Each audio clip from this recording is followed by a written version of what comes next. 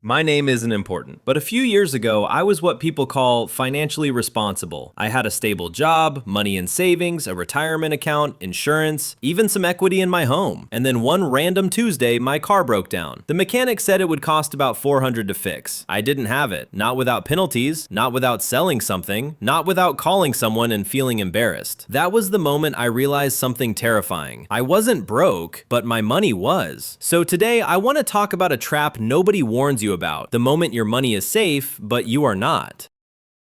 My name is John, and I'm not a financial guru. I'm not retired at 35. I don't own rental properties in 5 different states. I'm just a regular working person who got tired of feeling anxious about money despite doing everything right. This channel exists for people like us. People who pay their bills. People who save consistently. People who don't gamble their paycheck on crypto or lottery tickets, and yet still feel one emergency away from panic. Today's video is about something I wish someone had explained to me earlier. It's called the Personal Liquidity Trap. That sounds technical, but it's actually very simple. A liquidity trap is what happens when your money technically belongs to you, but you can't use it when life actually happens. It's money locked in places that look safe and responsible on paper. Long-term savings accounts, retirement plans, insurance products, home equity, but become painful, slow, or expensive to access the moment you truly need them. And here's the uncomfortable truth. Most financially disciplined people are more vulnerable to this trap, not less, because the system rewards behaviors that lock money away. Banks love deposits they can count on for decades.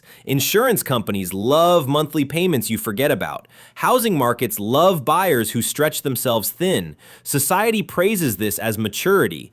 But life doesn't care about maturity. Life cares about timing. A broken car doesn't wait until you're 65. A medical bill doesn't care that your net worth is high on paper. Stress doesn't ask whether your money is earning interest. In this video, I want to walk through 3 things. First, where money usually gets frozen and why it happens so quietly. Second, the math and psychology that make this feel safe even when it isn't.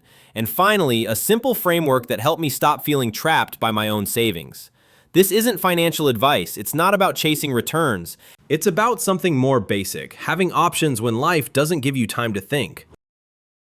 Let's start with the most uncomfortable realization. Most of the money that gets people into trouble is money they were told was safe. Take a typical working adult. They don't keep much cash around because that feels irresponsible. So they move it into a savings account, then into a fixed deposit, then into retirement accounts they can't touch until decades later. On paper, this looks perfect. In reality, it creates a very specific kind of fragility because safety and accessibility are not the same thing. A savings account with withdrawal limits, penalties, or delays isn't really liquid when an emergency happens on a Friday night. A retirement account that punishes you for early access isn't protecting you, it's disciplining you. Insurance products are even more subtle. They don't just lock your money, they lock your thinking.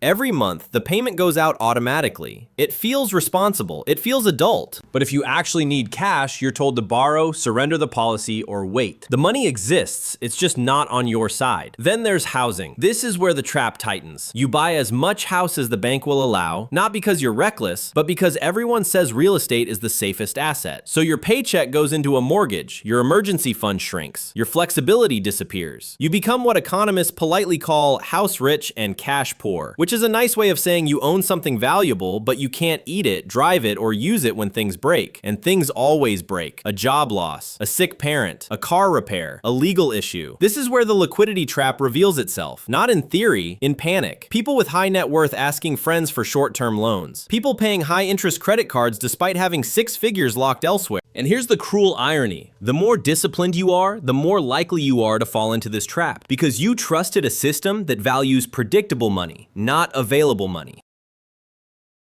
Here's the part that rarely makes it into personal finance advice. Not because it's complicated, but because it's uncomfortable. We're taught to ask one question about money. How much does it earn? But almost nobody asks the second, more important one. What does it cost me to not have access to it? Let's make this painfully simple. Imagine 2 people. They earn the same income, they save the same amount every month. Person A keeps a meaningful portion of their savings liquid. Person B locks almost everything into long-term accounts, insurance, and property. On paper, person B looks smarter, higher net worth, higher discipline, better looking spreadsheets. Now fast forward 10 years. Nothing dramatic happens, just normal life. A few car repairs, some medical bills, a short period of unemployment, a family emergency. Person B doesn't sell assets. They don't break long-term plans. They do what most people do instead. They swipe a credit card. They take a short-term loan. They pay overdraft fees. They pay interest. Slowly, quietly. Let's talk numbers. If you carry just $3,000 on a credit card at 20 interest and it takes you 2 years to fully pay it off, you didn't just spend $3,000. You spent closer to $3,700. Now repeat that pattern a few times over a decade. That's not bad behavior. That's bad liquidity. And it gets worse. Because when your money is locked away, you don't just lose money, you lose options. You can't say no to a bad job because you need predictable cash flow. You can't take a lower paying role with better long-term upside because your bills are rigid. You can't absorb shocks calmly because every surprise feels like a threat. This is the cost nobody puts in the calculator, the cost of forced decisions. And then there's inflation. A savings product earning 3 in a world where living costs rise 45 is not preserving value. It's slowly shrinking your purchasing power while convincing you that you're being responsible. So when people say, at least my money is safe, I always want to ask, safe from what? And safe for whom? Because money that grows slowly but traps you into expensive behavior can cost far more than it earns. Here's the hardest part to admit.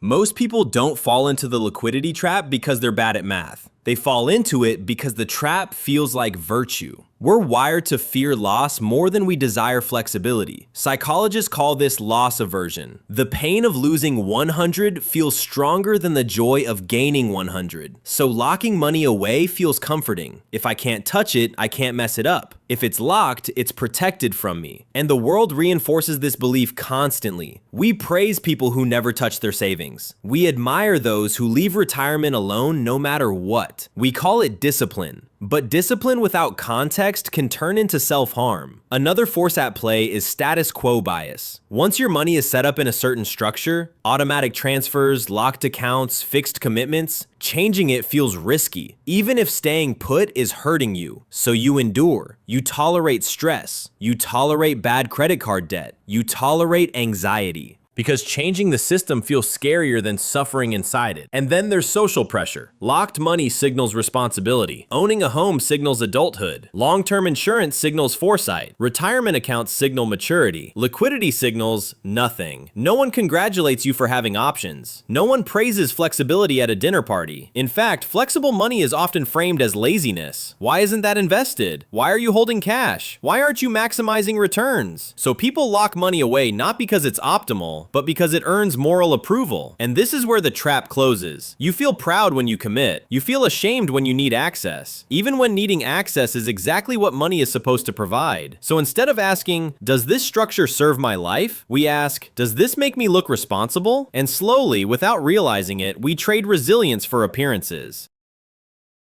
To be fair, this advice didn't come out of nowhere. For our parents and especially our grandparents, locking money away actually made sense. They lived in a world of stable careers, one employer for decades, predictable pensions, affordable housing relative to income. Liquidity wasn't as critical because life shocks were smaller and systems were more forgiving. If you lost a job, you often found another similar one. If you needed help, families lived closer together. So saving hard and touching money as little as possible wasn't a trap, it was survival. But the world changed. Jobs became temporary. Healthcare became expensive. Housing stopped being a utility and became an investment. Wages stopped keeping up with costs. Yet the advice stayed the same. Lock it away. Don't touch it. Think long term. And that mismatch is where modern anxiety comes from. We're using old rules in a faster, harsher system. There's also a cultural layer. In many cultures, especially immigrant and working class ones, cash flexibility is seen as instability. Owning things, homes, policies, accounts,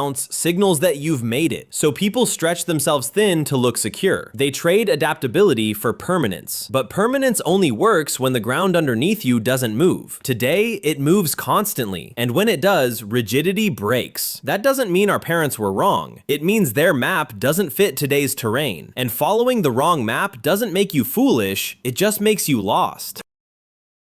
This is the part where most finance videos tell you to do something extreme. Sell everything, invest aggressively, never hold cash. Or the opposite, ever take risk. That's not what this is. Escaping the liquidity trap isn't about being bold, it's about being deliberate. The first shift is to stop thinking of money as one pile. Instead, think in layers. Layer 1, survival money. This is boring money. It doesn't exist to grow, it exists to absorb impact. Rent, food, transportation, one unexpected bill. For most people, this isn't 6 months of expenses. It's often 500 to 2,000. Small, liquid, and emotionally calming. This layer alone can prevent overdraft fees, credit card debt, and panic decisions. Layer 2, stability money. This is money that supports your life rhythm. It might be in a savings account, a flexible investment account, or anything you can access without punishment. It gives you the power to say no. No to a toxic job. No to overtime that's costing your health. No to rushing into bad financial choices. This layer doesn't need to be massive, it needs to be reachable. Layer 3, long-term money. This is where retirement accounts, insurance products, and long-term investments belong, but only after the first 2 layers exist. Long-term money should never be your first line of defense. It's a backup plan for a future version of you, not a substitute for stability today. The second shift is asking a new question before committing money. Does this give me options or take them away? A home can be an option. It can also be a cage. An investment can be growth. It can also be rigidity. The third shift is emotional. Let go of the idea that needing access means failure. Money isn't a test of character, it's a tool. Using a tool when it's needed isn't weakness, it's competence. And finally, start valuing time and calm as returns. If having 1,000 liquid saves you months of stress, that's a return. If flexibility lets you leave a bad job sooner, that's a return. If peace of mind helps you sleep, that's a return no spreadsheet shows.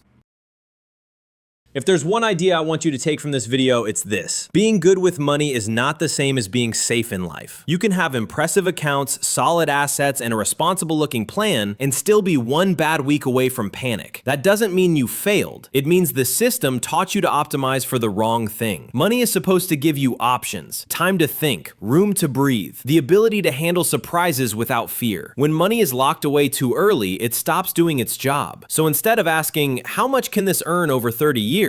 Try asking, what does this allow me to do next month? Build liquidity before you build legacy. Flexibility before optimization. Calm before returns. If this video helped you see your own situation more clearly, share it with someone who feels anxious about money even though they're doing everything right. And if you want more conversations like this about money, systems, and real life, consider subscribing. My goal isn't to make you rich on paper. It's to help you be wealthy in life.